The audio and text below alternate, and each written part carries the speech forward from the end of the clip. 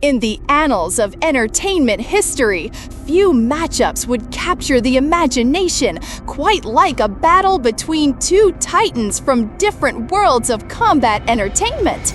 Bolo Yeung, the formidable martial arts legend, and Hulk Hogan, the iconic wrestling superstar.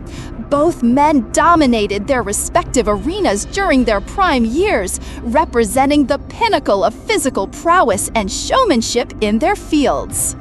Bolo Yeung, born Yangzi in 1946, carved his legacy through decades of martial arts cinema, most notably as the menacing antagonist in Bruce Lee's Enter the Dragon, and later in Bloodsport alongside Jean-Claude Van Damme. Standing at 5'6", but weighing a solid 200 pounds of pure muscle, Yeung was renowned for his incredible physique, lightning-fast strikes, and intimidating presence that made him one of cinema's. On the opposite corner stands Terry Eugene Bollea, better known as Hulk Hogan, the 6'7" giant who became the face of professional wrestling during the 1980s boom.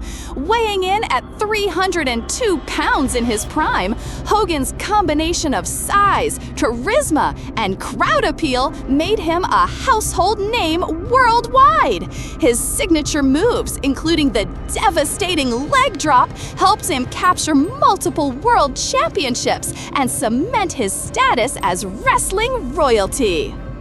Bolo Yeung's fighting style represented a perfect fusion of traditional Chinese martial arts and practical combat effectiveness.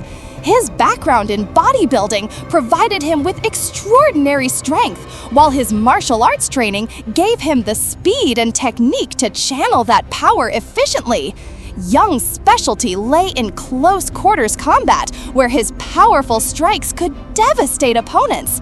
His fighting philosophy emphasized explosive power delivery through proper technique. Unlike flashy movie choreography, Yeung's real martial arts background meant his strikes carried genuine knockout potential. His low center of gravity and muscular build made him incredibly difficult to take down, while his quick hands could end fights before opponents realized they had begun. Hogan's approach represented the theatrical yet effective world of professional wrestling. His massive frame and reach advantage would prove formidable against any opponent. The Hulkster's signature moves, while choreographed for entertainment, were based on legitimate grappling techniques that could cause serious damage when applied with full force. His experience in the wrestling ring taught him how to absorb punishment while building momentum for devastating counterattacks. Hogan's ability to Hulk up, his famous comeback sequence, demonstrated his psychological warfare tactics and incredible endurance that made him nearly unstoppable once he gained momentum. Round 1. In our imagined encounter, set in a neutral arena combining elements of both fighters' backgrounds, the initial moments would prove crucial. Hogan's reach advantage would allow him to attempt early grappling, while Yeung's speed would enable him to dart in and out, landing precise strikes to vulnerable points. Bolo's strategy would focus on leg kicks to chop down the giant, targeting Hogan's knees and thighs to reduce his mobility. The martial artist's superior conditioning would show early, as his strikes maintained full power, while Hogan struggled to land his signature moves against such an elusive target. Round 2. As the battle progressed, Hogan would attempt to use his size advantage, looking to corner Yeung and neutralize his speed through sheer physical dominance. However, Yeung's wrestling background, often overlooked due to his martial arts fame, would surprise the wrestling legend. The martial artist's strength, built through years of rigorous training, would prove more functional than Hogan's impressive but primarily aesthetic muscle mass. Yeung's ability to generate power from unconventional angles would allow him to escape Hogan's grappling attempts while landing punishing strikes to the body. Round 3. In the final phase, both warriors would be showing signs of wear. Hogan's size would begin working against him as fatigue set in, while Yeung's superior cardiovascular conditioning would maintain his explosive capabilities. The deciding moment would come when Yeung executed a perfect combination, his fists finding their mark with the precision that made him legendary in martial arts cinema. However, in this ultimate showdown between two legends, the true winner emerges not from the physical contest, but from the philosophical realm of martial arts mastery. Bruce Lee, the master who discovered and elevated Bolo Yeung's career, represents the pinnacle of martial arts evolution that transcends mere physical confrontation.